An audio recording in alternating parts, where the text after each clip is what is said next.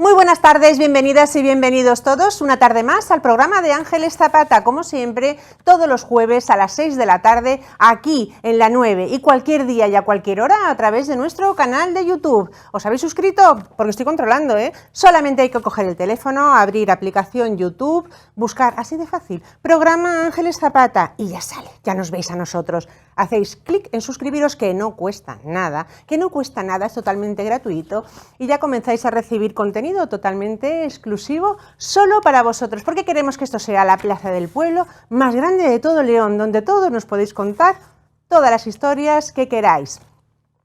Esta semana la cosa va de historia y de historias. Como sabemos que os gustó mucho hace un par de semanas, hace unas semanas, Pedro Pedreira, pues hemos dicho, tiene que volver Pedro Pedreira a nuestro sofá, esta vez a hablarnos de Alfonso IX. ¿Sabéis quién era Alfonso IX? ¿Sabéis su historia? Mejor nos sentamos y escuchamos a Pedro, que nos lo va a contar todo con tanta pasión como cuando nos habló de Urraca I. Además, como también hoy seguimos de libros, hoy tendremos a Luis Ferrero, autor de la novela Miss Moon. Un hombre que se va desde muy joven, cogió la mochila y se fue, pues nada más y nada menos, se fue a Asia. Y que nos cuenta en su novela los puentes que unen a Oriente y a Occidente. Así que no nos lo podemos perder, la historia que nos cuenta este maragato. ¿Y ahora qué estáis haciendo en casa? Congelados de frío, hartos de lluvia. ¿Qué tenemos que hacer? Pues nada, poner el programa de Ángeles Zapata, que de entreteneros ya nos ocupamos nosotros. Tenemos casi todo el rato puesto un teléfono que lo vamos a dejar más tiempo. Ángeles, que no dejáis el teléfono y no me da tiempo a anotarlo. Que sí, que os va a dar tiempo a anotarlo porque aparece todo el rato por aquí, donde nos podéis contar pues qué estáis haciendo, cómo lleváis la tarde, lo que queráis. Siempre lo vamos a escuchar y muchos de esos audios luego se reproducen aquí en el programa. Que no se me olvide también que este programa también lo podéis ver los domingos a las 8 de la tarde. Nuestras redes sociales, Facebook, que la conocéis muchos, Instagram. Y también tenemos nuestro canal de YouTube. De YouTube no, esta vez de YouTube también, pero lo que quería decir, que se me ha ido, era TikTok, que lo tenemos recientemente abierto y la verdad es que es un entretenimiento brutal. Así que bueno, ya no me queda ya nada más que deciros, que os pongáis muy cómodos en el sofá, que os tapéis con la mantita, que toméis un café calentito, una infusión, lo que queráis, que os pongáis las gafas bien ajustaditas y comenzamos el programa de hoy.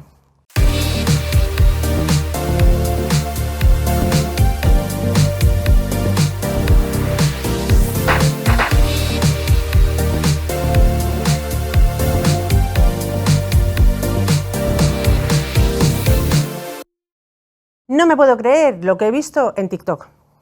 Siempre decimos que las redes sociales son maravillosas, siempre que estén bien utilizadas, claro, porque hay veces que dan ganas, bueno, de verdad, de decir verdaderas burradas. No las puedo decir por el horario en que estamos, pero bueno, vais a conocer la historia.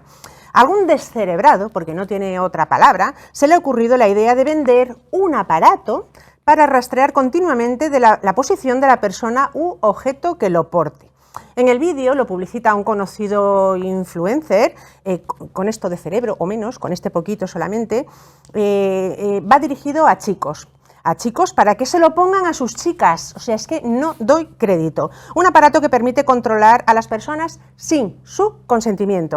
Recordamos que esto es un delito. Si a algún descerebrado se le ocurre, vamos a recordar que esto es un delito. Y el artículo 18 de la Constitución dice que se garantiza el derecho al honor, a la intimidad personal y familiar y a la propia imagen. Dice el descerebrado este, y se queda tan ancho, además, que si tu pareja te dice que está con amigas, espabila y ponle un aparato, no te lo creas. Y siempre hay algún payaso que coge y lo compra porque encima vale una pasta. O sea, vale un dinero. No lo entiendo, de verdad. Bueno, a este le decía yo, a este me lo pongan a mí delante y le digo 4 cositas bien dichas, pero claro, yo tengo muchos años y esto va dirigido a chavalinas pobrecitas mías. No entiendo el poder este de las redes sociales que están de esta manera tan brutal influenciando en los jóvenes. O sea, chicas, que no, que esto no es amor, que no, que te la están colando, huye, escápate de ahí, que si te está controlando y te está apretando, a tomar por saco, búscate otro, que ese no es el sitio, ¿eh? Alfonso IX de León ha pasado a la historia como uno de los reyes más importantes de la historia de León y, si me lo permitís, casi de la historia de España. Él fue el responsable de convocar las Cortes de 1188, el primer caso del parlamentarismo de la historia de la humanidad. Fue fundador de la Universidad de Salamanca, la universidad más antigua de España, y sin embargo sigue siendo una figura desconocida para muchos, así que hoy vamos a aprender un poquito más. Y para conocer quién es Alfonso IX, esta semana hemos invitado a José Pedro Pedreira, que ya está aquí sentado con nosotros. Bienvenido de nuevo, Pedro. José Pedro. Gracias. Un placer tenerte aquí otra vez. Hace unas semanas tuvimos aquí a José Pedro en nuestro sofá para hablarnos de la reina Urraca, protagonista de su novela Urraca, emperatriz.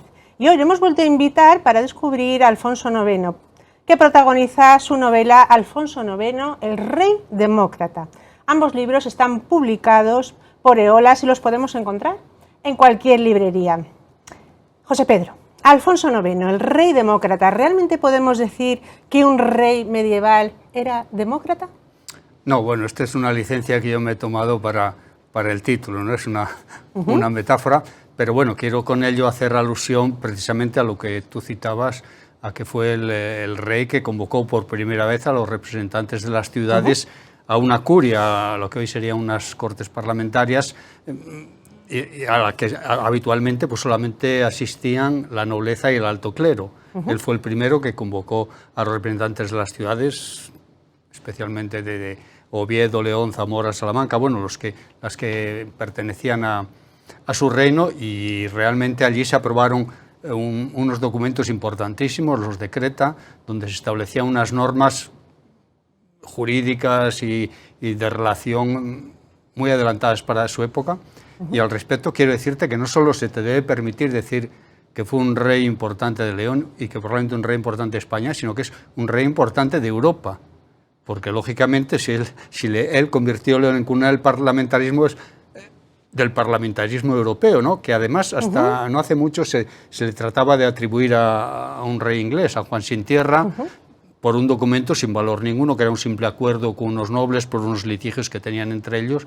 Hoy afortunadamente se reconoce a Alfonso IX como ese padre del parlamentarismo que convirtió a León en cuna del parlamentarismo. Bueno, desde luego, si ya nos pareció que la vida de la reina Urraca era un juego de tronos, la historia de Alfonso IX no se queda nada corta. A nivel general, ¿qué papel tuvo Alfonso IX en la historia del Reino de León? Bueno, tuvo un papel relevante porque, en parte por lo que tú has citado, ¿no? Has citado dos hitos importantes, tanto la cuna del parlamentarismo por esa primera curia celebrada en 1188, como el haber puesto en marcha los estudios generales de Salamanca, que acabarían convirtiéndose en la Universidad de Salamanca. Pero Alfonso IX accedió muy joven al poder, tenía apenas 16 años, y en unas circunstancias muy difíciles. Por una parte, su madrastra Urraca trataba de disputarle el poder, quería que su hijo Sancho, habido en el segundo matrimonio de Fernando II, pues accediera al poder. Y por otro lado, otra de las circunstancias difíciles es que Alfonso IX se encontró el tesoro real prácticamente en ruinas, ¿no? Su padre, Fernando, se decía que había sido un hombre muy generoso, con monasterios, con la construcción de la Catedral de Santiago, que en aquella época estaban haciendo, y realmente parece ser que era dadivoso y espléndido en exceso, y dejó las arcas reales, como decíamos, el tesoro real muy, muy deteriorado. Y entonces Alfonso IX, incluso hay historiadores que dicen que ese fue uno de los motivos que le impulsó a convocar a esa primera curia que se celebró a los pocos días de llegar al poder, para tratar de ganarse un poco el apoyo de nobles, cleros y de las ciudades para poder reflotar ese tesoro y poder conseguir el dinero necesario para tantas guerras y batallas como se avecinaba. Bueno, esto es apasionante. Te tengo que decir que después de Urraca somos muchos los que nos hemos enganchado a la historia de León. Mucha gente que me dice, no vamos a seguir. Bueno, pues por eso tienes que contarnos hoy muchísimo.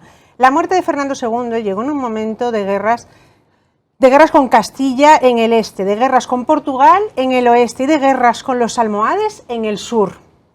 ¿Cómo estaba el reino de León cuando Alfonso IX llegó al trono?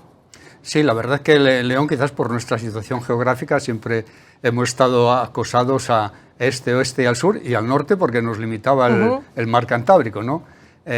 Y realmente la situación de Alfonso IX era muy complicada. Al este estaba el que posteriormente sería su suegro Alfonso VIII. Castilla y Portugal eran dos reinos incipientes que habían partido de sendos condados pertenecientes al Reino de León. Lógicamente querían engrandecerse, y para engrandecerse y ampliar sus dominios, pues la manera más sencilla era apoderarse de territorio leonés. O sea, trataban de expoliar y apoderarse de territorio leonés, como hoy también un poco simbólicamente se sigue haciendo, ¿no? Tanto también desde el oeste y desde el este, ¿no? Entonces, como digo, se encontró por un lado Alfonso VIII acosándole por el este, los sarracenos, como teníamos por el sur, y por el oeste el rey de Portugal. Es verdad que Alfonso IX tenía fama también de ser un hombre fuerte y un bravo guerrero y luchador, y se enfrentó, de hecho, con Alfonso VIII estuvo prácticamente en lucha constante, pero también era un hombre inteligente y sabía recurrir a las alianzas, ¿no? Uno de los métodos más eficaces para conseguir alianza eran los matrimonios. Por eso después también surgían los problemas que surgían, ¿no? De consanguinidad y demás. Entonces, su primer solución diplomática para tratar de ganarse un aliado y de quitarse de en medio un enemigo fue casarse con la que sería reina Teresa de Portugal, hija del rey de Portugal, ¿no? Esta sería su primera alianza. Y posteriormente, pues comentaremos, se acabaría casando con la hija del rey de Castilla. O sea que realmente las alianzas matrimoniales pues jugaban un papel importante en la estrategia del dominio y de mantenimiento del poder en los reinos, ¿no? Sí, menuda historia que tiene el rey. En el año 1188 se produce un hecho histórico en el Reino de León. El rey Alfonso IX convoca a las Cortes de León. ¿Por qué convocó esas Cortes y por qué son tan importantes para la historia de la humanidad? Sí, bueno, lo que decíamos antes, fundamentalmente lo que decía, parece ser que la convocó acuciado por quizás la inestabilidad con que se encontraba él al llegar al trono y, como decíamos, por la ruina, por así decirlo, en que se encontraba el tesoro, tratando de ganarse el apoyo de nobles, cleros y de los representantes de las ciudades. Son importantes para la ciudad, para la humanidad, por lo que decíamos antes, porque fue la primera expresión, la primera manifestación en la que se daba la voz al pueblo, por decirlo en términos coloquiales actuales, ¿no? Pero no solo era eso, sino que en ella se promulgaron los famosos decreta, que era pues todo un compendio de derechos y de leyes, como creo que he dicho antes, incluso adelantadas a su tiempo, que recogían derechos sobre la propiedad, sobre el respeto a los jueces, sobre la apelación a la justicia en casos de litigio y otros tantos apartados que eran casi impensables en la época, ¿no? Y esto, como decíamos, fue pionero y fue en toda Europa, como lo ha sido el Reino de León en muchas cosas, ¿no? Lo fue con Urraca, que fue la primera mujer de pleno derecho reina y emperatriz en Europa, lo fue con Alfonso IX, lo fue con Alfonso V, porque León fue la primera ciudad libre de España, la primera ciudad que se puede considerar una ciudad libre en relación directa con el rey, gracias al fuero promulgado por Alfonso V. Las demás ciudades eran simples señoríos dependientes del conde de turno, del obispo de turno o del abad del monasterio de turno también, ¿no? Claro, lo que tocara, ¿no? Bueno, y todo esto con 16 años. Sí, sí, el niño, llegó ¿no? jovencito. Está claro que este chico era un verdadero genio. Decías antes que, bueno, decíamos que el reinado de Alfonso IX estuvo marcado por guerras por todos los lados y que en el caso del incipiente Reino de Portugal, como bien decías también, logró calmar el conflicto casándose con Teresa, hija de Sancho de Portugal. Un matrimonio que acabó...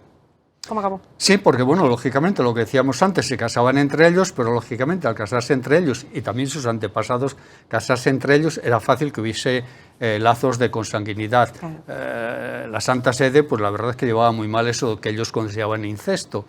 Como casi todo el mundo sabe, la Iglesia en aquel entonces consideraba incesto las relaciones consanguíneas hasta el 7º grado, o sea, que era difícil que una prima lejana no te tocara. Ellos eran los dos nietos de Alfonso Enríquez, el primer rey de Portugal. Entonces, lógicamente, ahí había un problema. Desde el primer día, el Papa, también presionado por Alfonso VIII, que además estaba muy resentido porque había un compromiso de que Alfonso IX se casara con una hija de Alfonso VIII, que era una niña, la niña Urraca, de 2 años, porque claro, Alfonso no estaba dispuesto a que se hiciera mayor para tener hijos y ese acuerdo se rompió. Entonces Alfonso VIII presionó en la Santa Sede, donde parecía que tenía gran influencia, sobre todo por las aportaciones dinerarias que les hacía llegar, y el Papa incluso amenazó y excomulgó a Alfonso IX si no disolvía el matrimonio. Pero él dijo que hasta que no tuviera descendencia no se iba a romper ese matrimonio, y en los 3 años que estuvo casado tuvo 3 hijos. Sancha, Dulce, 2 eran mujeres, y Fernando, sí, que era el destinado a sucederle en el trono, ¿no? Bueno, acabó, que luego nos lo contará, seguramente teniendo 19 hijos, que sepamos, ¿no? Bueno, sí, era un hombre que se decía muy vigoroso. También esto es, recogido por las crónicas, que era un hombre incluso con una voz potente, que imponía, con muy buena oratoria. Me imagino que era un hombre en ese aspecto atractivo, y además era un rey. Hombre. Entonces, claro, tenía mucha facilidad para conseguir buenas relaciones, y sí, la verdad es que tuvo muchísimas amantes y muchos hijos, y incluso algún ojo que se nos escapa, ¿no? Tuvo 3 hijos con su primera mujer, tuvo 5 hijos con su segunda mujer, y al menos 11 o 12 más con sus amantes, numerosas. Ahí es nada, y conocidas, ¿no? Uno de los dolores de cabeza de Alfonso IX era la ambición del reino de Castilla. Después de la excomunión del rey Alfonso VIII de Castilla, aprovechó para invadir varias ciudades dentro de las fronteras leonesas. De hecho, las tropas castellanas llegaron a invadir Puente Castro. Aquí a las afueras de la... Vamos, aquí lo tenemos aquí al ladito, ¿eso es así? Sí, eso es así. Alfonso VIII continuamente trató, como decíamos antes, de expandirse y tratar de engrandecer Castilla a costa de León, sobre todo en los campos góticos, en lo que hoy es Tierra de Campos, pues trató de apoderarse y consiguió apoderarse de varias fortalezas y castillos, que además estuvieron en litigio prácticamente durante todo el reino. Y una de las veces, sí es cierto, que después de haber sido rechazado y casi derrotado en Benavente, en Astorga, pues siguió su campaña hasta llegar a las puertas de León, y en lo que es Puente Castro, donde era el lugar de residencia habitual de los judíos, pues provocó una terrible masacre, se apoderó un cuantioso botín. En ese momento Alfonso IX no estaba en León, estaba precisamente también un poco haciendo de las suyas por esa zona de Tierra de Campos. Al enterarse vino, porque se pensaba que además Alfonso VIII trataba de invadir León capital, ¿no? Y bueno, yo lo que he recogido en las crónicas, una de las versiones más fiables, es que Alfonso IX, cuando se enteró de que Alfonso VIII, cuando se enteró de que su primo Alfonso IX regresaba hacia León, pues salió huyendo hacia Castilla, abandonó Castro y no se atrevió a apoderarse de León, ¿no? Madre mía, o sea, nos liamos un poquito con tanto. Bueno, después de toda esta aventura, todo lo que nos has contado, Alfonso IX falleció en el 1230. Muy bien, con 59 años. Antes de morir, Berenguela, que me lo he saltado porque también se casó. Sí, eso es importante. Hija del rey de Castilla. Sí, es que lo que decíamos, estos conflictos de Castro sucedieron un poco antes de que Alfonso IX emprendiera una campaña contra Castilla, contra el rey de Castilla, contra Alfonso VIII. Que curiosamente me gustaría hacer una aclaración. Alfonso VIII, lo conocemos como Alfonso VIII porque en León había habido 7 Alfonsos antes, pero en Castilla no había habido ninguno. Tendría que haber sido Alfonso IX, o sea que ves como hasta ahí nos usurpan los ordinales para darse una cierta importancia. Pero bueno, cierro paréntesis. Alfonso IX trató de invadir Castilla, se había acampado en Medina tratando de asaltar zonas importantes de Castilla. Entonces, así como Alfonso VIII no me merece mucha simpatía, su esposa Leonor Plantagenet y su hija Berenguela sí me la merecen, ¿no? Leonor Plantagenet además era una mujer ilustre para la época, que se había criado en la corte inglesa, era hija de Leonor de Aquitania y de Enrique II de Inglaterra, había traído corrientes culturales, había incorporado trovadores, poetas, escritores, eruditos a la corte de Castilla, que eso después Berenguela lo aportaría hacia León. Entonces, él ya parece ser que fue quien tuvo la iniciativa de tratar de sofocar o pacificar aquella tensión constante que había entre los dos Alfonsos, entre Castilla y León, y como decíamos en un principio, la mejor manera que encontró fue ofrecer a su hija Berenguela en matrimonio a Alfonso IX. Y Alfonso IX en este caso sí aceptó, aunque estaba viviendo también uno de sus apasionados romances con una joven de lo que hoy es el País Vasco, una tal Inés, con la que acaba de tener una hija, pero bueno, lógicamente entendió, y sobre todo sus consejeros y los obispos que le asesoraban, le aconsejaron que era más beneficioso para la paz del reino casarse con Berenguela. ¿Y cómo era Berenguela? Berenguela, la verdad es que era es una reina muy interesante, porque, por lo que decía antes, porque heredó de su madre Leonor Plantagenet y de su abuela Leonor de Aquitania ese amor por el saber, por los libros, por la cultura, y eso lo trajo al reino de León. Pero además no se limitó a ser una reina consorte, ¿no? Sino que realmente, a pesar de haber sido recibida con un poco de uñas en León, de hecho le llamaban la castellana, y eso, lógicamente, entonces, como casi ahora, pues ya era un poquito ofensivo. Ella se supo ganar la voluntad de los leoneses, implicándose en obras, en reformas. Las Torres de León, que se dice que estaban prácticamente en ruinas desde las épocas de Almanzor, ella se ocupó de repararlas, de la Basílica de San Isidoro. El palacio, que hoy todavía conocemos como Palacio de Berenguela, cuyos restos están, como sabéis, en el claustro de las Teresianas, que también es un caso curioso, ¿no? Que un monumento, por así decirlo, patrimonio de la ciudad del reino esté en un recinto privado, pero bueno, ese también es otro paréntesis que abro. Quiero con esto decir que Berenguela fue una reina que se implicó mucho, y es curioso porque incluso algún autor, quizás no sé si muy pudoroso, como decíamos, la lujuria de Alfonso IX era súper conocida y sus escarceos con amantes eran continuos. Parece ser que en la época esa que estuvo casada con Berenguela, no sé si estaba muy enamorada de ella o qué, pero parece ser que fue una época en que no tuvo prácticamente amantes. Sí que con ella tuvo 5 hijos. Había tenido, como he dicho, un Fernando con Teresa, pero volvió a tener otro Fernando con Berenguela, que acabaría siendo el Fernando, el que hoy conocemos como Fernando III el Santo, porque, lógicamente, el que le debería haber sucedido era Fernando, el habido con Teresa de Portugal, portugués. Pero este chico, digo este chico porque era un chico joven, 19 o 20 años, falleció en lo que hoy presumiblemente denominaríamos como una muerte súbita. Se acostó por la noche en su lecho y a la mañana, cuando fue a despertar, estaba muerto, ¿no?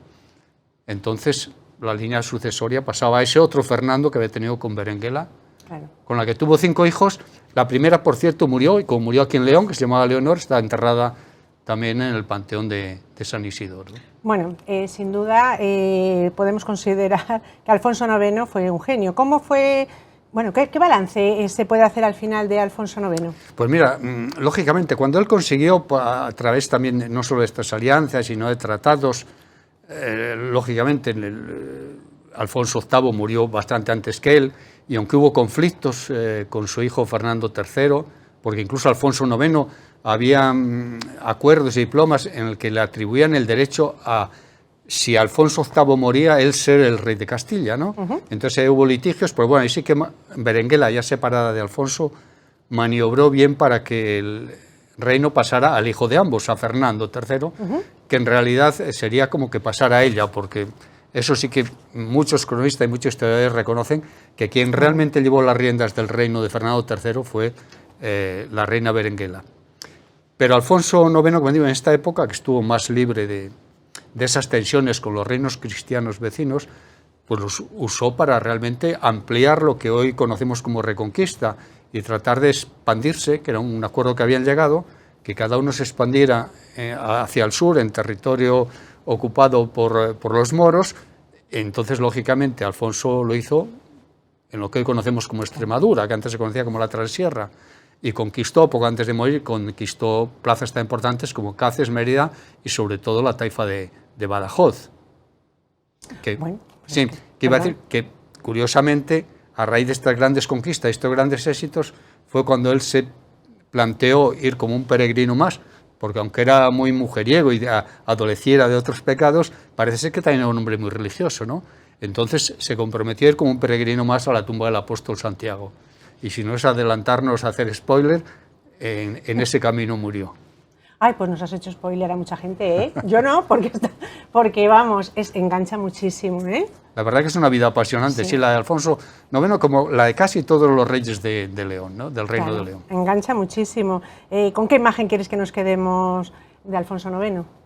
Porque nos has... a ver, vamos a quedarnos con... Bueno, dímelo tú. ¿Con qué imagen? No, con la imagen de un hombre luchador, de un hombre que, lógicamente, como decíamos antes, desde sus 16 años en que se enfrentó con con poderosos enemigos, realmente supo plantarse y defender fuertemente sus derechos, y fue un hombre que también, aparte de esa labor guerrera y también de esa otra labor o de ese otro comportamiento que que los puristas podrían llamar libidinoso, realmente fue un hombre también que se preocupó mucho, lo que decíamos antes, los decretos lo demuestran, por el mundo de la justicia, por establecer normas y leyes que facilitaran la convivencia de sus ciudadanos. Esto parece un poco sorprendente hoy en día, pero esto pasaba en el siglo XII, y esto Alfonso IX lo llevó a cabo, y es también algo importante. Yo creo que fue un gran legislador y que también en ese aspecto cabe subrayar su importancia. Y también,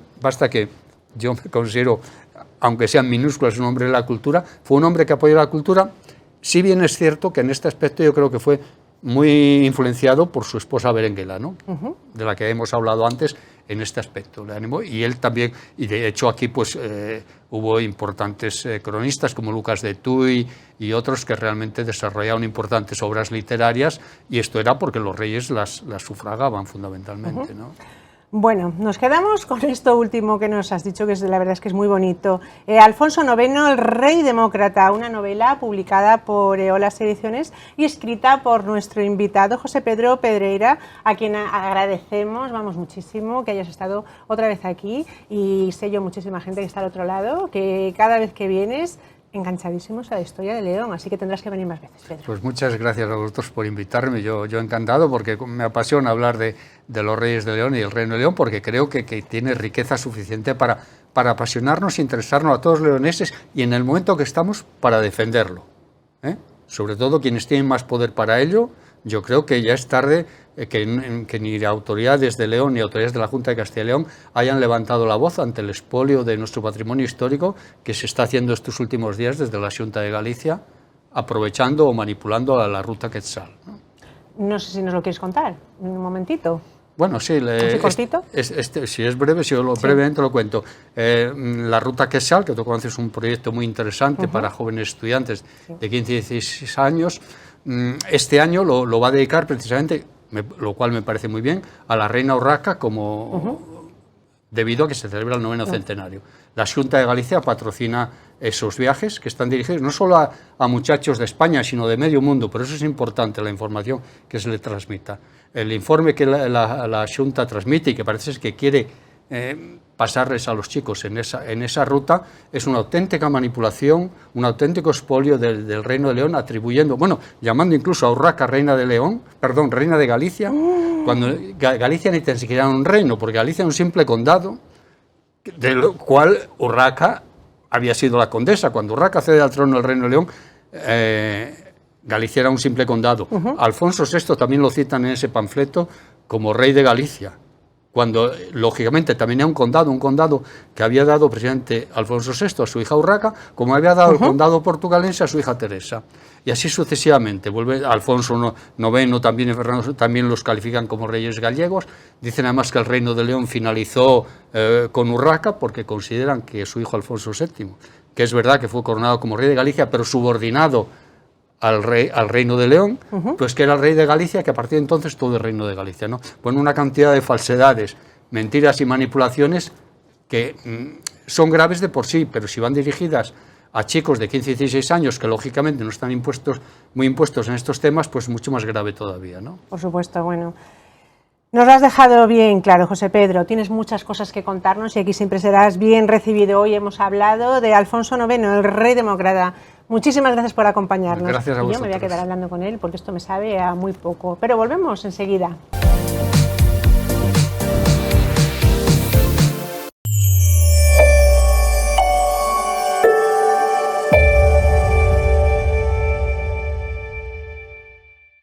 En Óptica Navarro cuidamos de tu vista desde hace más de 100 años. Hoy en Óptica Navarro seguimos siendo un referente en León, cuidando la salud visual y auditiva de varias generaciones. Nuestro equipo de ópticos y audioprotesistas combinan experiencia y calidez humana con la tecnología más avanzada para ofrecerte el mejor servicio. Desde análisis visual y control de tensión ocular hasta la adaptación de lentes de contacto y audífonos de última generación. Con la realidad virtual, analizamos tu dinámica de mirada para diseñar lentes progresivas que se se adapten perfectamente a tu forma de mirar. Innovación exclusiva que mejora tu experiencia visual. Óptica Navarro. Mucho más que una óptica. El domingo 15 de marzo se celebran elecciones a las Cortes de Castilla y León. Puedes solicitar el voto hasta el 5 de marzo en cualquier oficina de correos o entrando en su web correos.es con el DNI electrónico o el certificado digital. Hasta el 11 de marzo puedes depositar tu voto en la oficina de correos. Más información en jcyl.es. Junta de Castilla y León.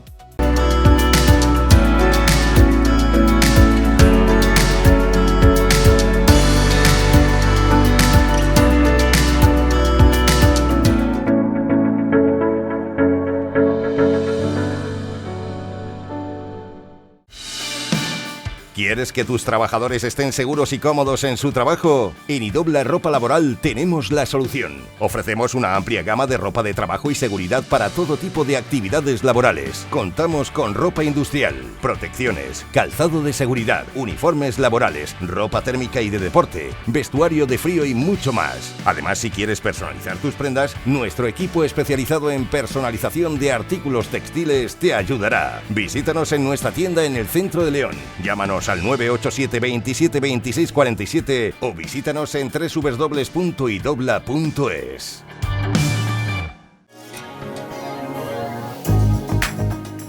¿Quieres apostar por energías renovables en tu vivienda o negocio? En Domotec somos líderes en instalaciones eléctricas fotovoltaicas y domóticas en la provincia de León. Profesionalidad y experiencia son nuestros pilares fundamentales para enfocar y resolver proyectos de cualquier naturaleza. Referentes en energía fotovoltaica. Elige autoconsumo solar y ahorra produciendo la energía que consumes en tu hogar. Elige Domotec.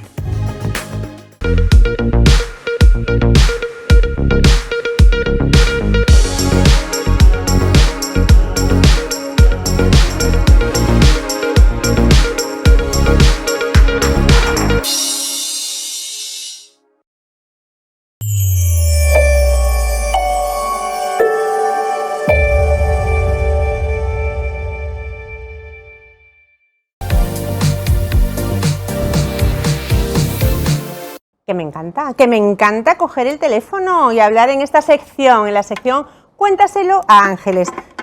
Patrocinado, como siempre, por Mobileón. Mobileón en Gran Vía de San Marcos, número 4, donde podemos ir, que no vamos a salir nada asustados con nuestra factura de teléfono. Podemos llevarle también la de la luz, que nos la van a revisar. Porque es que anda, que no hay compañías, ¿eh? Yo no entiendo. Es que hay gente que dice, bueno, es que total, para ahorrarme nada. Es que con que te ahorres 5 euros al mes, al año son 60. Ostras, 60 euros ya es un dinerillo, ¿eh? A mí ya me tira. Lo mismo que la factura de la luz. ¿Sabes lo que estoy diciendo? 5 euros al mes, que es que no es nada. Al año son 60. Vamos a preocuparnos un poquitín de las facturas, de cómo las tenemos que tener. Aparte que no lo tenemos que hacer nosotros, porque de esto se encarga Bego, en Mobileón, en Gran Vía de San Marcos, número 4. Se me traba la lengua, porque estoy muy nerviosa. Es que hoy vamos a hablar de comida. Y ya estoy a estas horas, que ya quiero comerme el pincho, que quiero comerme la rosquilla. Vamos a ver a quién tenemos al otro lado. Muy buenas tardes. Muy buenas tardes. ¡Oh, qué catarrazo más grande tiene esta mujer! Lo regalo, quien lo quiera se lo doy. No. Carmen, ¿desde dónde nos llamas? Pues aquí, desde mi casita, hija, tranquila. Mira, la vecina, la tenemos aquí. Sí, Carmen, de verdad. Bueno, el tema que tenemos es muy importante. El tema que tenemos es cocina. ¿Cómo se cocinaba antes? ¿Cómo se cocina ahora? Antes no había libros de cocina, o sí había, no estaba Arguiñano, ahora sí que está. ¿Cómo hacías tú? A ver, pues yo muchísimas de las cosas las aprendí de mis abuelas. De mi abuela, la de Bilbao, y de mi abuela, la que estaba con nosotros. Pero sobre todo de mi abuela, muchas cosas. Algunas cosas, sí. Pero, por ejemplo... Pues mira, por ejemplo, yo de mi abuela de Bilbao aprendí el rabo de ternera. Qué rico. Aunque parezca mentira. Como lo hacía ella, ¿sabes? Ella primero lo pasaba por la sartén con un poco de harina. Y luego después lo hacía una salsa y lo echaba en la cazuela. Y bueno, como la cocina era de carbón, pues se tiraba toda la mañana allí lentamente cociendo. Qué rico, ¿sabes? ¿no? Sí, le hacía ¿Y una qué más salsa hacías? Porque claro, tú llegas un día, te cocinaba mamá, pero el día que dejó mamá de cocinar, ¿qué pasó? Pues nada, pues mira, cuando me casé, acordándome de las ideas que tenía mi madre. Que tenía mi madre y sí, ya te digo que hay cosas que, que recuerdo mucho. Hay cosas que sí que recuerdo mucho, sí. Las albóndigas, mi madre las hacía muy ricas también y bueno, Bueno, hay pero y a cosas. ver, tus hijos a día de hoy, Ay, mis hijos. ¿aprendieron de ti o ya empezaron ya con las redes sociales, No, ya cocinando? eso ya, yo creo que se fían ya más pues de los programas de televisión, de las recetas y de todo esto. O sea, es A más eso todo voy. esto, sí, sí, A eso voy. Es que hemos estado sí, hablando también con gente joven, gente de veintitantos años, que ya claro, los libros de cocina se tronchan de la risa, las enciclopedias sí. que teníamos antes en casa de cocina, y yo tengo un montón de libros de cocina, pero ya para qué, si eso ni se mira siquiera, ¿verdad? Sí, yo también tengo, mira, yo fui socia del Círculo de Lectores y tengo un libro de cocina muy gordo del Círculo de Lectores y hay muchísimas recetas que las saco por ahí. El arroz con leche yo lo saco de uno de esos libros.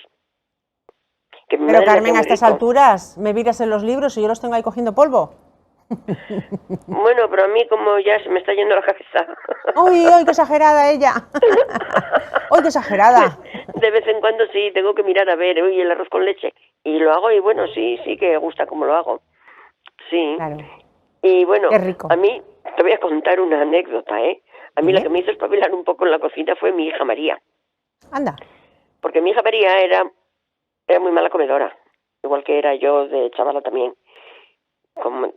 Bueno, yo era tremenda. Pero ella me hizo espabilar un poco. Porque yo, ignorante de mí, le ponía, bueno, pues mira, hoy le voy a poner unas patatas con carne, con cosquilla. O sea, algo así, ¿no? Y un día pegó un golpe en la mesa y dijo, estoy harta de patatas con carne porque no me haces patatas con nada. Oh, ¡qué graciosa! ¡Ay, qué graciosa! Y entonces, bueno, pues nada, patatas con nada, pues nada, las patatas viudas, como decía mi abuela. Es que las patatas están buenas con todo, ¿eh? ¿Sabes? Aunque O sea sea cocidas con un poquito de pimentón por encima, y qué buenas están. Sí, sí, sí, ya te digo que Claro. a María la espabilé, o sea, vamos, me hizo espabilar ella, sí. Claro. Patatas con nada.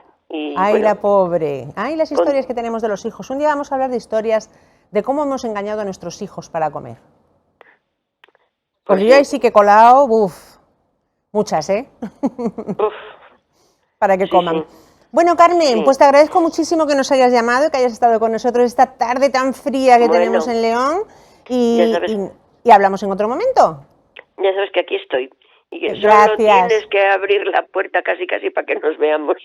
Qué guapa es ella, así da gusto. Te mando un beso enorme, Carmen. Otro para vosotros Muchísimas también. gracias. Muy buena Hasta luego, tarde. feliz tarde. Hasta luego. Adiós, adiós, adiós. Como siempre, nuestro programa está lleno de historias. Todos tenemos una historia que contar y lo vamos a hacer aquí, en este programa. Y en esta ocasión la cosa va de libros y de escritores. Hace un ratito teníamos a José Pedro Pedreira y ahora, gracias a la magia de la televisión, conectamos desde Murcia, ni más ni menos, con Luis Ferrero. Muy buenas tardes, Luis. Muy buenas tardes y muchísimas gracias por invitarme. No, el placer es nuestro. Nuestro invitado de hoy ha publicado hace poco Miss Moon, una novela, aquí la tengo, una novela editada por Marciano Sonoro. Él es un escritor de raíces astorganas, pero que tiene una carrera que le ha llevado a irse a la otra parte del mundo. Ahora vamos a contar dónde se ha ido con la mochila a la espalda, ¿eh? Pero antes de hablar de todo eso, cuéntanos, Luis, ¿qué es Miss Moon? Miss Moon es el fruto de muchos años de viaje. Es mi segunda novela. La primera era Las luces de Oita, estaba ambientada y transcurría en Japón, en la ciudad de Oita. Y esta segunda está ambientada en Tailandia. Es uno de los lugares a los que yo por trabajo he tenido la suerte de acudir durante muchos años, concretamente a la isla de Koh Chang. Y bueno, pues el fruto de lo que a mí me impactó principalmente es la idea, los orígenes de esta novela. Claro. Bueno, ¿qué nos vamos a encontrar en esta novela? Nos vamos a encontrar a distintos personajes que viajan. Todos ellos inician un viaje y convergen en la ciudad, en la isla de Koh Chang. Es una de las islas más grandes de Tailandia. Y nos vamos a encontrar con algo que creo que fue lo que a mí me llevó a escribir la novela. Es esa idea primigenia que siempre ha de haber para que, supongo, un escritor se ponga a escribir, y que además ha de ser algo impactante porque tiene que aguantar todo el periodo de transición desde que la idea es idea hasta que conseguimos plasmarla en el papel. Entonces, ahí nos encontramos con unos personajes que son los Kathoey, con una protagonista que es Karna, y con todo lo que transcurre o con todo lo que nos depara la mirada occidental. Yo soy un occidental que ha tenido la suerte de estar en Tailandia y en Asia durante 15 años por razones de trabajo, y que he estado muy atento a la mirada del occidental para con los orientales. Creo que eso es uno de los puntos que a mí me llevan a escribir esta novela. Claro. Bueno, en el año 2005, lo estaba contando él, nuestro invitado tomó una decisión que es para cambiar la vida de cualquiera. Ese año Luis Ferrero emigró a China, lo que nos estabas contando hace un momentito. Y desde entonces ha vivido a caballo entre China y Japón y Corea del Sur y otros países asiáticos. ¿Qué te llevó a emprender este viaje? Formo parte o trabajo durante muchos años para una empresa que tiene raíces murcianas, pero que tiene un afán internacional de comercializar sus productos. Hay una idea de crear una filial en China y bueno, pues yo tengo 31 años y estoy lleno de ilusiones. Así que rápidamente mi jefe lo percibe y me invita a pasar 6 meses. Me invita por 6 meses a emprender esa misión comercial. Y esos 6 meses se alargan hasta 15, que es lo que, bueno, con el COVID fue el momento definitivo para que nos repatriaran y para que, bueno, yo ya diera un paso de vuelta a España después de todo ese tiempo. Claro. Menudo susto. Bueno, Clara, cada uno piensa que emigrar, y especialmente emigrar, ojo, a un país asiático, a uno se le vienen cosas a la cabeza de Lost in Translation. ¿Es fácil para un occidental integrarse en un país tan distinto, asiático? Bueno, yo tuve la suerte de estar moviéndome y viajando continuamente por Asia, aunque sí es verdad que, digamos, la base está en Pekín, pero paso casi 6 meses durante todo el año viajando a los distintos países del sureste asiático, entre ellos Tailandia y sobre todo Corea y Japón. Digo esto porque el hecho de convivir en el grupo donde yo estaba trabajando con nativos, principalmente estar rodeados en esa empresa de más de 50 personas de allí, hace que tengas con el tiempo una mirada que tú no eres consciente de que vas adquiriendo hasta que pasa bastante tiempo. Y digo esto porque yo creo que por lo menos tienen que pasar 5 años para que tú empieces a perder tus perspectivas occidentales. Lo que pasa es que eso, afortunadamente, los occidentales, cuando tú regresas a España, no lo perciben. No se pueden imaginar que tu cabeza se ha amueblado de otra manera. Entonces, ese entrenamiento, esa convivencia con ellos, ese tipo de gestos que al principio no percibes y que después ellos perciben que tú los entiendes, es cuando realmente, cuando ha llegado ese momento, puedes decir que sabes un poquito, muy poquito. ¿En qué nos parecemos y en qué nos diferenciamos orientales y occidentales? Pues nos parecemos muchísimo porque en realidad cuando somos capaces de profundizar y llegar al sustrato, al final somos exactamente iguales. Sufrimos, amamos, nos peleamos, envidiamos. Y precisamente de eso trata esta novela. Trata de los estereotipos, de cómo somos capaces de proyectar una imagen que es muy distinta a la que posiblemente haya más allá, y de cómo nos ven, porque en realidad lo que nosotros estamos haciendo es comportarnos de una manera que se supone que está llena de un ropaje que nos identifica de un modo que quizás no sea el que realmente hay detrás. De eso es de lo que habla finalmente la novela, ¿no? Habla de los estereotipos, de las percepciones, de la mirada occidental con los orientales y, por qué no decirlo, de la de los orientales, que son muy conscientes de esa mirada y que también saben sacar provecho, ¿cómo no? Claro. Bueno, motivos ya nos está dando de sobra Luis Ferrero para que nos enganchemos a Miss Moon, porque desde luego, bueno, a ver, yo mi tailandés es así de justo, ¿eh? Y mi vietnamita ya ni te cuento, así que vamos a ver, tú si meto la pata en alguna palabra, me dices. Uno de los temas que más presentes están en esta novela es el tema de la identidad. He visto que hace referencia a ella varias veces al concepto de Kathoey. ¿Lo he dicho bien? ¿Sí? Sí. Para quienes no lo sepan en sus casas, Kathoey es una palabra que se utiliza en Tailandia para referirse a una realidad como es el tercer sexo. Tú que conoces bien este tema, ¿qué es exactamente Kathoey y qué papel juega este concepto en tu novela? Nuestra protagonista es Karna y Karna es una Kathoey. Kathoey es un hombre, es una persona de género masculino que adopta los rasgos o la identidad de un modo o de otro del género femenino. Pero más allá de esa diversidad o de ese amplio espectro que cabe en el género, lo que yo quería era entender qué es realmente o cuál es realmente la psicología de una Kathoey.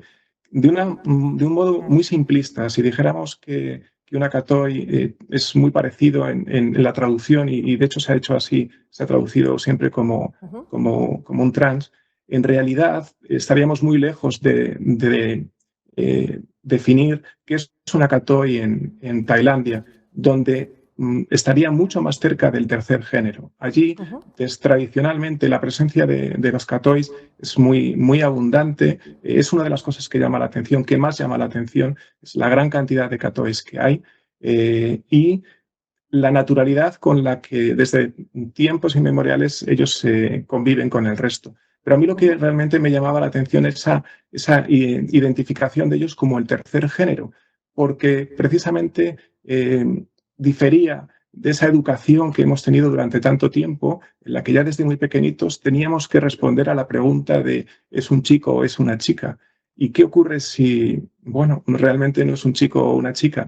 Y en este sentido, bueno, me llamaba mucho la atención y me gustó mucho en las primeras lecturas que hacía un buen amigo de Miss Moon, era la inquietud que le generaba el hecho de no identificar perfectamente el género de ese protagonista del que estábamos hablando.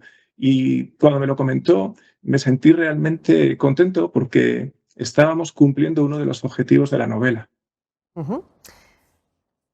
Es apasionante lo que nos estás contando, o sea, motivos ya para seguir enganchándonos muchísimo más. Un concepto que en cierta manera se conecta o se contrapone con lo que acabamos de ver es otra palabra japonesa, ahora nos vamos a Japón, onnagata.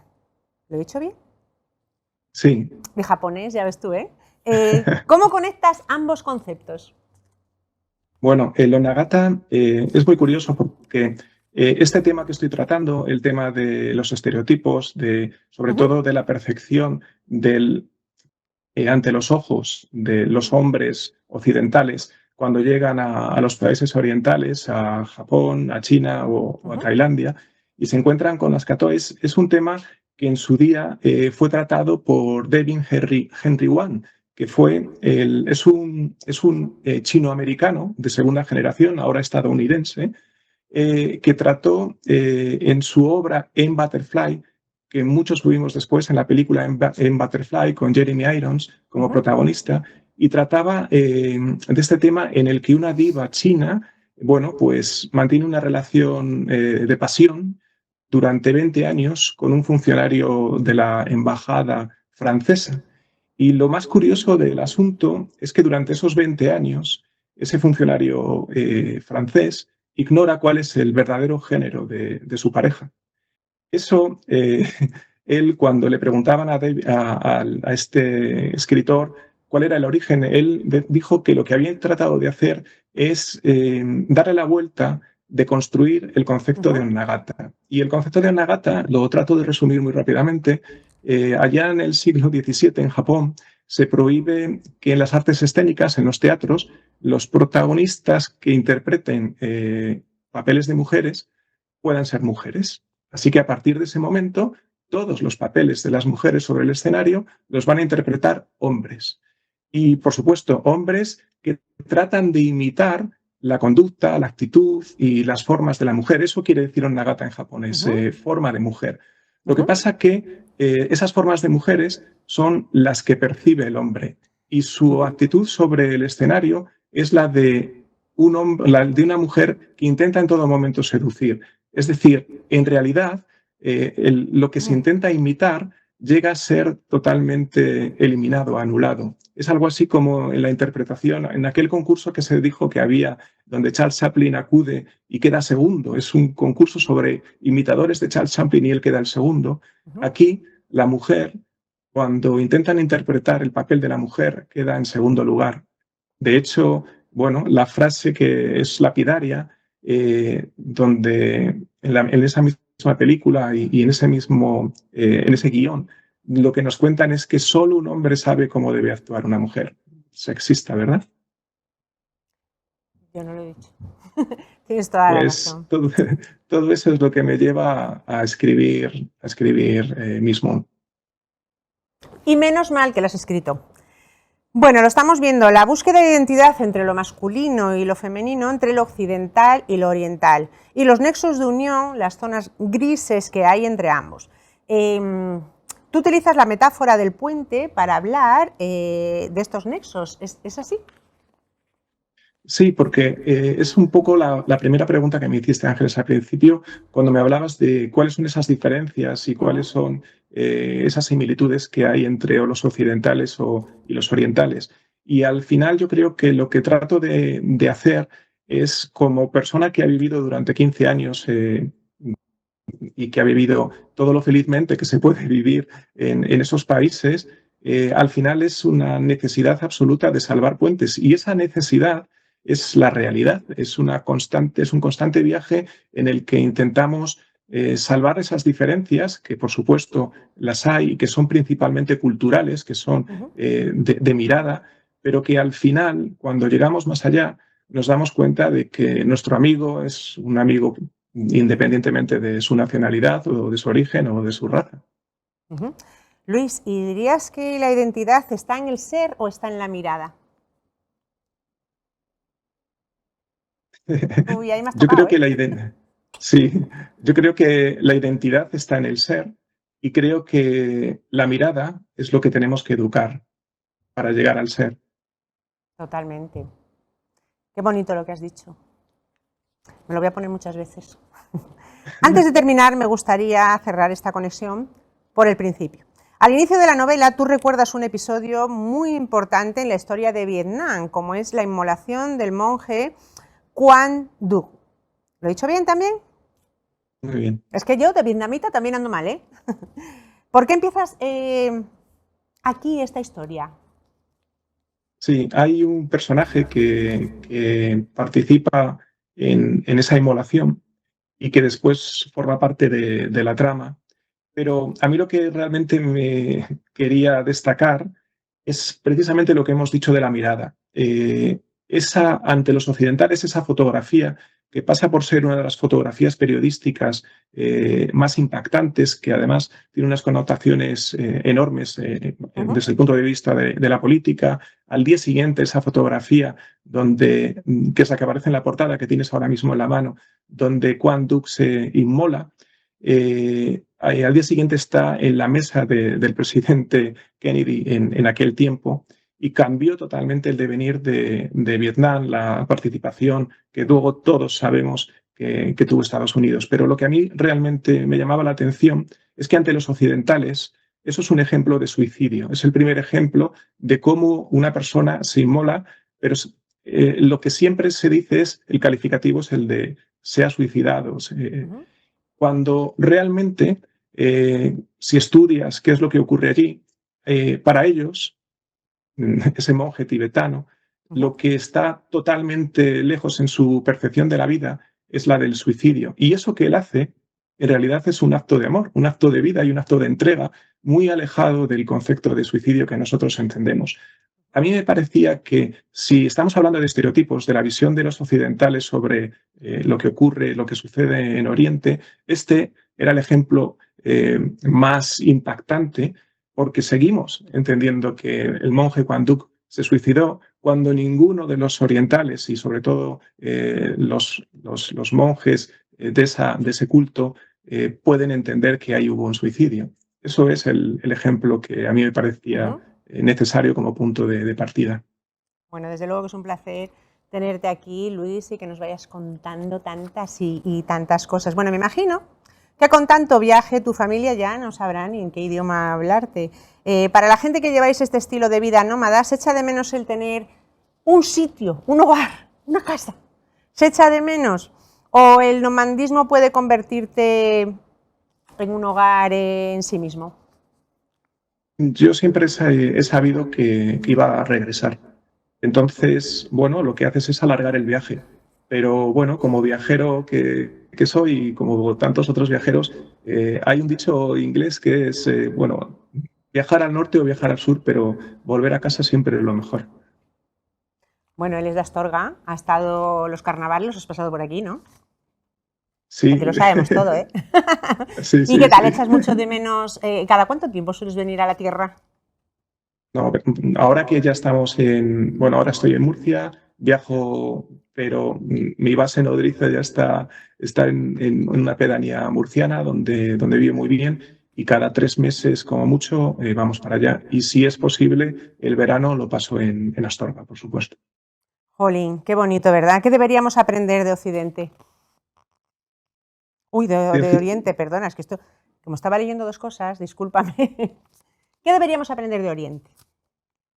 A mí hay una cosa que me gusta muchísimo de los orientales, que es su modo de escuchar. Cosa que aquí, ¿verdad? ¿Se hace o no se hace? Se hace a veces. Ay, qué sinceridad. Bueno, la verdad es que ha sido una maravilla escucharte, un verdadero placer, y es una pena no tenerte aquí en nuestro sofá, pero vamos, cuando vengas un ratito sacarás para estar aquí con nosotros, ¿eh? No te nos escapas. La próxima vez que estés en León no te nos escapas. Luis Ferrero, autor de Miss Moon, editado por Editorial Marciano Sonoro y disponible prácticamente en todas las librerías de León, además de la propia página web de Marciano Sonoro. Luis Ferrero, te quedas en el paraíso natural. Muchísimas gracias, un placer. Y bueno, pues ese café alargado queda pendiente. Lo anoto, ¿eh? Gracias. Mira, que aquí queda grabado, ¿eh? Muchísimas gracias, Luis, que pases una tarde fantástica. Feliz tarde. Hasta luego. Feliz tarde. Hasta luego. Adiós.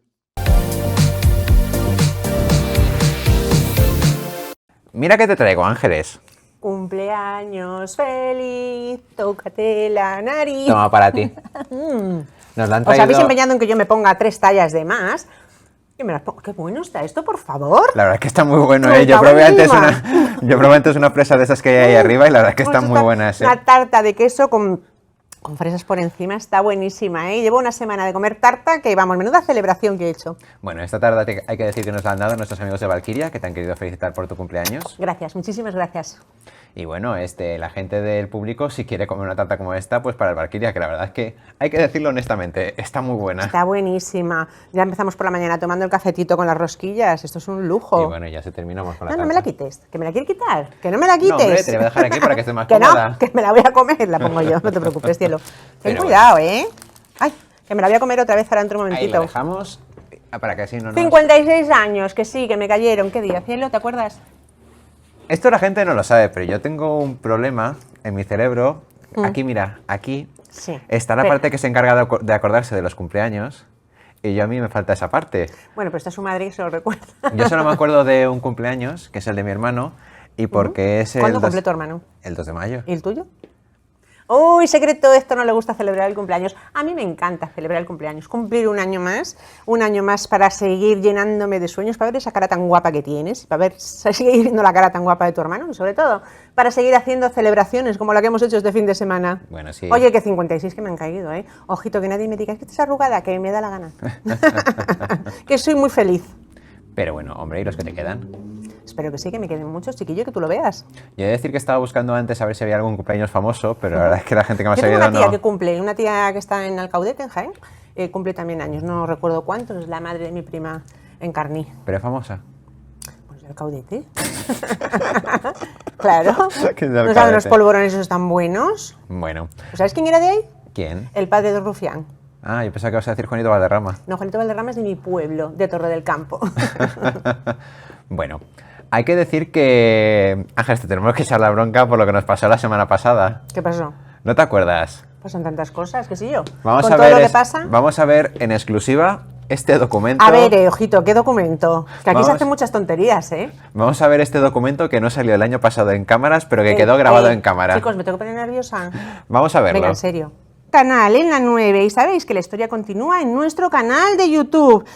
Fácil, rápido y gratis. No os olvidéis suscribiros. Suscribiros. Suscribiros. ¿Qué es eso? ¿Qué es eso? ¿De verdad? Suscribiros. Suscribiros. Lo que tonto es. Como que aquí el resto no metemos la O sea, pata. que nos suscribimos y nos da un virus, ¿no? Qué tonto es. Estaba que el no. coronavirus y ahora es suscribiros. Bueno, pues, vale, pues, a ver, si os gusta que hagamos estas tonterías, para bien o para mal, todos los programas salen un montón La de verdad tomas es que todos los falsas. programas tenemos alguna. Porque nos lo pasamos muy bien, aquí nos divertimos muchísimo y claro, salen meteduras de pata, ¿qué le vamos a hacer? Que tú tampoco te libras, No, ¿eh? yo tampoco me libro. Aquí todos. Así que yo creo que vamos a sacar una sección, por lo menos una vez al mes, del estupidiario este que No tenemos tú y estaría yo. mal, la verdad. Pero bueno, oye, vamos a hablar un poquito de lo que tenemos hoy. Porque, Encima por de la ejemplo, mesa. ¿qué tenemos para comer? ¿Qué tenemos hoy para comer? No será para merendar, nene. Ahora, bueno, aquí ya van faltando la mitad de los bocadillos y dentro de un ratito, en cuanto terminemos el programa, nos sentamos, vienen los compañeros, nos sentamos. Y comemos los deliciosos pinchos que nos trae Es que no Atrio. duran un minuto. Es que no duran un minuto. Es que están tan buenos, una etapa fantástica. Y te Sí. decía lo de comer porque también tiene menús del día. Así que, Menús del día, efectivamente. Además están abiertos todos los días y tenemos sorpresitas. sí es verdad, no Pero podemos contarlo todavía, pero bueno. Atentos a nuestras redes sociales. Ahí es donde vamos a decir todo lo que va a pasar en próximos días. Pero bueno, y así por cerrar, ¿qué es esto que me llevas puesto? Esta galaxia que tienes, porque te veo la chaqueta. Macuba, ¿dónde están, hijo? Están en calle Juan Lorenzo Segura, número 3. Y es que además quiero decir una cosita que me ha dicho Lourdes, allí nos la encontramos, siempre está Lourdes que, oye, es que tiene un ojo, de verdad, o sea, ¿se puede tener más clase? Sí, Es que- hoy ha puesto estrellas a toda tu galaxia, la verdad, porque Pero vamos a entre ver. el look este galáctico que llevas, de repente No. todos estos brillos, la verdad que son una pasada. Es que yo además voy y digo, Lourdes, mañana me voy a poner tal chaqueta. ¿Cómo? La pobre mujer debe decir, Ángeles, ¿no me lo puedes decir una semana antes? Te lo digo el día antes. Y ya con esa sonrisa que no se la quita nada, Lourdes, muchísimas gracias. Bueno, es que no pierde detalle. Y además que tienen taller propio, que ellos son los que hacen la Virgen del Camino y la Catedral de León, que la verdad que son Efectivamente. una pasada. Virgen del Camino que siempre nos guarde. Que nos proteja siempre la Virgen del Camino. Como siempre decimos, bueno, ellos hacen arreglos de bisutería y todos los diseños son totalmente personalizados, porque nada más hay que decir Lourdes y ya está. Y lo tenemos muy bien, porque además que es muy sencillo. Si vamos a coger la tarta para nuestro ser querido para el cumpleaños en el Valkyria, que nos cogemos la tartita, nuestro café, unas rosquillas para el fin de semana, que además que ya está, es un buen momento. A mí me las han regalado para mi cumpleaños, ¿eh? Ojo que me han regalado una caja de rosquillas, por eso digo, no sé ni cómo entró en la ropa. Lo tenemos ahí. Entramos por Guzmán el Bueno. Llegamos a Valkyria, nos cogemos las rosquillas, nos pasamos por Óptica Novarro para que nos pongan unas gafas tan bonitas como las que te ponen siempre. Y luego cerramos, pues, cogiendo los accesorios a juego, ahí en Macuba, en calle Juan Lorenzo Segura. Y llegamos aquí y ¿qué hacemos? Está Vamos guapísima. rápidos, nos vamos rapidísimos antes de venir aquí a grabar. Hemos pedido cita, que se pide online, y también está su número de teléfono por ahí, para ir a Uñas Deluxe. Natasha, vamos, ahí ya sí que ya los diseños son, o se lo puedes llevar, puedes decir, quiero las uñas así, o dice ya, ¿me dejas trabajar a mí como yo quiera? Por supuesto. 3 personas allí trabajando y además tienen algo que yo no he visto en ningún sitio. Es igual que si vas al dentista, todo lo que utilizan está totalmente esterilizado. Es decir, estos cortacutículas, todo eso, o sea, me parece un detalle, vamos, muy de diferencia, que marca mucho la diferencia con el resto. Y están aquí al lado, al No tiene ladito del pérdida. centro comercial. En la avenida del País Leonés hay enfrente de Correos. Enfrente de Correos. Esa es nuestra señal para no confundirnos. Pero bueno, ya se nos va haciendo tarde. Nos Ay, tendrás qué que pena. decir que tenemos la semana que viene, ¿no? Ahora mismo te lo voy a decir, no marchéis, que vamos a seguir otro poquito. Yo no sé vosotros, pero a mí me da muchísima pena que se termine el programa de hoy porque lo estamos pasando muy bien. Pero ya, nada, nosotros ya nos ponemos a trabajar inmediatamente en el programa de la semana que viene. Recordaros que la historia continúa en nuestro canal de YouTube. Fácil, rápido y sobre todo gratis. Recuerda suscribirte, compartir, dar a me gusta y comentar. Todo eso nos viene de maravilla, os necesitamos. Hoy es el Día Internacional contra la Homofobia en el Fútbol y desde aquí condenamos cualquier tipo de discriminación, de violencia. Aquí estamos en contra de todas esas cosas. Vamos, que hay que ser paletos todavía para estar con esos comentarios que muchísimas veces escuchamos. Y también mañana es el Día Internacional del Gato. A mí me dan alergia, no puedo tenerlos en casa, pero bueno, vosotros, muchísimos de vosotros ya tenéis como parte de vuestra familia algún gatito, alguna mascota. Y bueno, ya me queda por decir que el domingo nos vemos aquí también a las 8 de la tarde. Y el jueves, que se me traba ya la lengua, que estoy muy cansada, Y el jueves a las 6 de la tarde. A las 6 de la tarde voy a estar aquí esperándoos a todos. Paso lista. La historia continúa en nuestro canal de YouTube. ¡Feliz semana para todos!